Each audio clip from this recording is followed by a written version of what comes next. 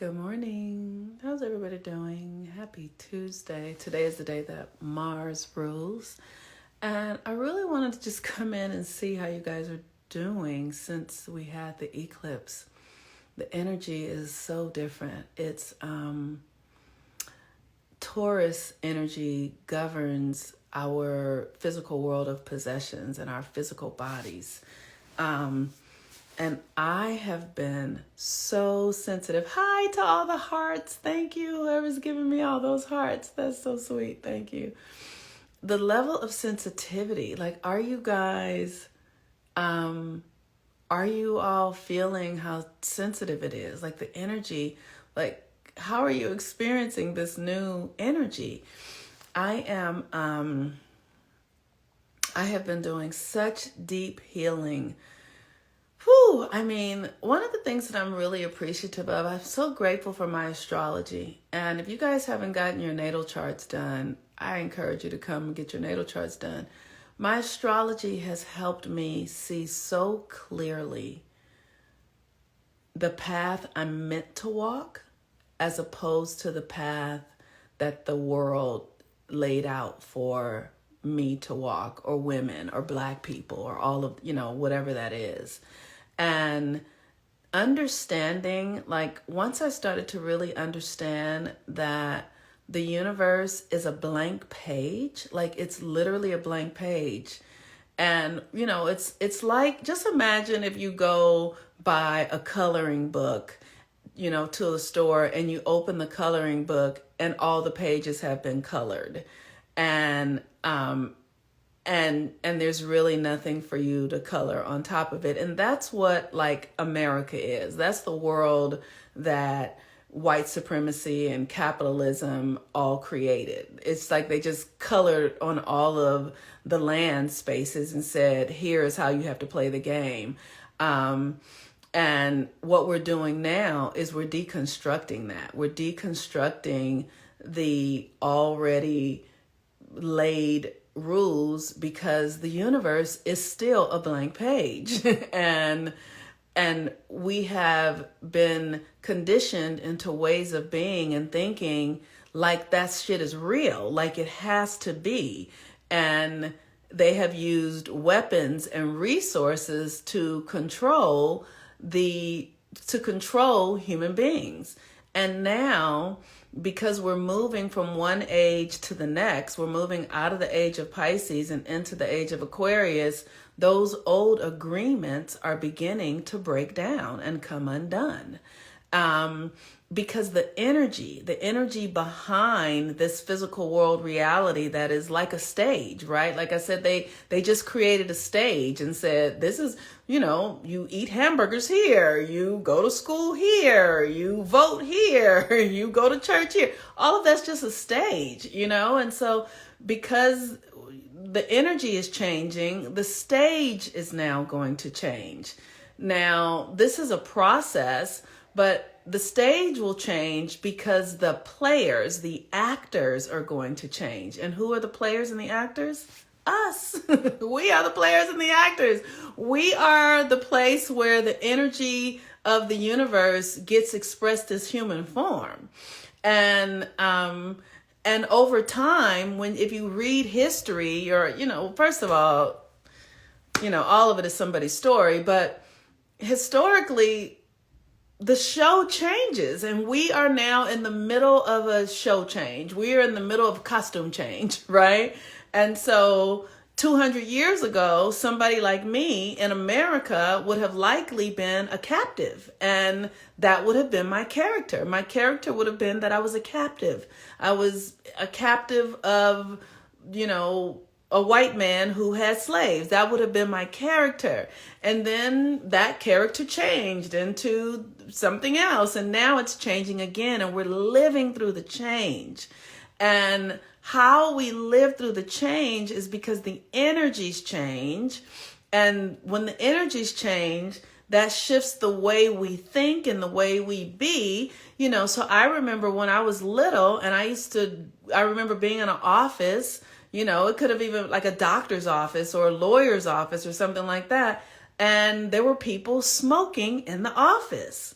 Well, then the energy changed and that became illegal. Like they started to realize, oh, that's dangerous, right? So then it became illegal because the energy changed, right? And so then the behavior changed.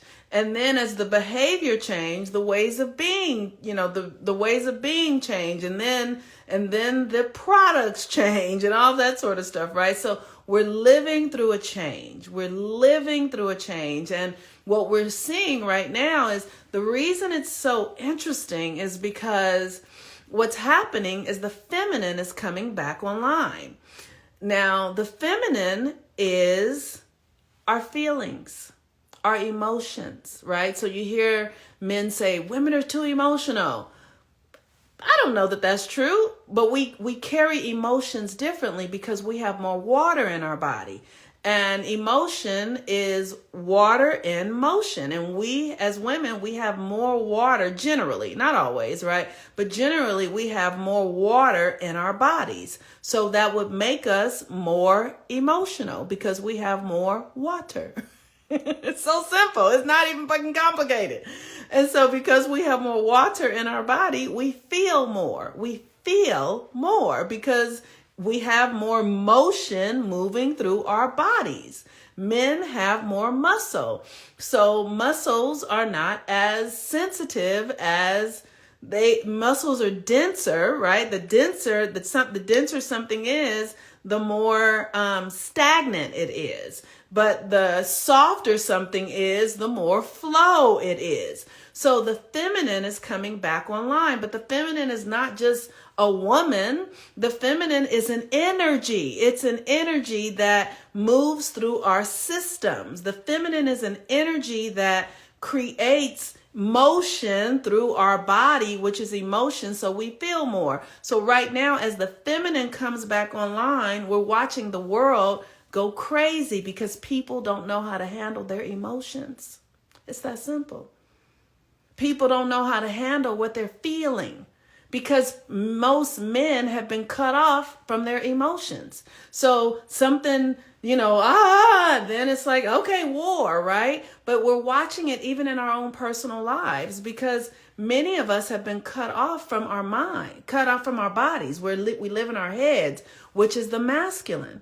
And the mind is the intellect, and the mind is limited because the mind can't touch the invisible realms. The mind can't make sense of that which is not perceivable with the eyes. The mind doesn't have access to that, but the emotions do. The feelings, the emotions can access and name that which does not have language because feelings are feelings are not intellect. They are two different things, right? So as the feminine comes back online, we're watching people go kabuka because they've been cut off from their feelings. And the mind is limited. The mind is in the past or it's in the future. But when the mind is present in the moment, then it accesses the connection to the feelings. And then the feelings will give the mind information that we can then put language to, right? But you got to really learn how to trust your feelings. Many of us are afraid of our feelings. Many of us deny our feelings. I know for years I denied my feelings just because I was, many women have this. We're highly sensual beings, right? And meaning you can feel your sensuality, you can see, you can feel, and we can feel and see beyond what the physical world offers. But because the intellect doesn't honor the physical world, we were taught to suppress it. And the people who have access to that sensual energy is artists. They can sing and dance. They have learned to interpret their feelings in a way that is acceptable in the culture. But for those of us who weren't artists and you had all these feelings, you could use it with sex. You could use it. You see people who are really obese and overeating because their feelings. They're finding ways to interpret their feelings through eating and through sex and and nothing is, I have no judgment of it. I'm just saying that that's how we have learned to cope. We learned to cope because we've not had a lot of language for our sensory bodies, for our sensory selves. So today is a Mars day, and Mars is currently in Scorpio. Mars is the traditional ruler of Scorpio, and Mars rules the body. And so while we're having what they call All Hallows Weekend, the veil is very thin, and today is a really good day to really be with how you feel and your intuition and, you know, what you can perceive beyond your seeing eyes, and learning to trust your psychic abilities and learning to trust your intuition and learning to access your magic in a more profound way. And, you know, as the world shifts and changes, and we are a part of that shift and change, it's important for us to learn how to reorient our minds and our bodies so that we can begin to create our own realities, because we're moving into the age of Aquarius, and the age of Aquarius requires that you be authentic, that you be who you really are. And that is a process. This process for me has been so profound of deconstructing stories, right? The stories of you need a savior, you need a husband, you need all these things to make sure you're safe here on this world. You're black, you're this, you're all these are stories. So I've just been deconstructing them, and it's a process. It doesn't happen overnight, but you know, at Follow the Sun, we do the rituals and the practices, and we work with the moon and we work with the retrogrades so that we can slowly and gently deconstruct old narratives and old stories and alchemize those energies, because energy doesn't die. It just transforms. So to alchemize it into a new way of being.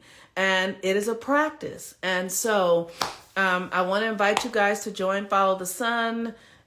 You know, we do this work there every day, every month, because we are living at a time coming out of the dark ages, and it's not a quick fix, and it's not an all or nothing. I know a lot of people right now doing a lot of medicine and all that sort of stuff, but medicine can't do it alone. If you don't have a practice with your mushroom practice, you have to have a practice, because the world is still fighting for the old way of being. And so if you're in the world, you have to have practices and community that allows you to gently and slowly move from one mindset and into another mindset. So you guys can join Follow the Sun in my link tree. And what else do I want to say about Follow the Sun? Gabrielle, you still on here? I saw you were here. I don't know. Are you here, Gabrielle? Because if you are, I'm going to invite you to come in.